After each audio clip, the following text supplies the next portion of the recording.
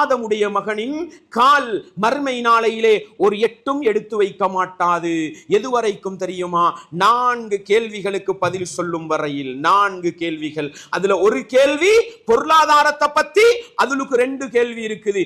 எப்படி வருமானத்தை சம்பாதித்தாய், எப்படி செலவழித்தாய்? இந்த 2 கேள்விக்கும் பதில் சொல்லாமல் எட்டு வைக்க முடியாத சகோதரர்களே.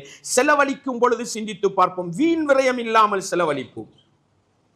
மனைவிக்கும் மக்களுக்கும் செலவழிக்கிறோம், வீணா போகுதா?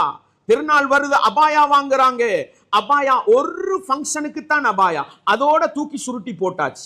நஊது பில்லாஹ், நஊது பில்லாஹ். ஒரு திருமண வீட்டுக்கு போட ஒரு சப்பாத்து, இந்த அதோட மூளையில தூசி படிஞ்சு இருக்குது. நஊது பில்லாஹ். வீண் விரயம் இல்லையா இது?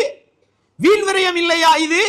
அடே, மகளுக்கு திருமணம் நடத்துகிறோம், மகளுக்கு ஒரு ஃபங்க்ஷன்ல, ஒரு புட்டுவத்துல, ஒரு சிம்மாசனத்துல உட்கார வைக்கிறதுக்கு 1 லட்சம் செலவழிச்சு யாரோ 10 பேர் உடுத்த உடுப்ப கொண்டு உள்ள ஹராத்தெல்லாம் செஞ்சு என்ன செய்யறோம்? அதோட 1 லட்சம் முடிஞ்சு. இதுல உலகத்துக்கு லாபமா, மறுமைக்கு லாபமா? உங்களோட பொம்புள புள்ளைய உள்ளதெல்லாம் ஜோடிச்சு, கண்ணுக்கு பொய்முடி ஒட்டி, புருவத்துக்கு பொய்முடி ஒட்டி, நகத்துக்கு பொய் நகத்தை போட்டு, சல்லடை போன்ற உடுப்பாட்டி வார வாரம் ஆண்களுக்கெல்லாம் ஏண்ட மருமகளை பாரு, ஏண்ட பொஞ்சாதிய பாரு, எல்லாத்துக்கும் காட்டினா இந்த 1 லட்சம் செலவழிச்சதுக்கு ரப்பு அல்லாஹ் கோபப்படுவானா, சந்தோஷப்படுவானா?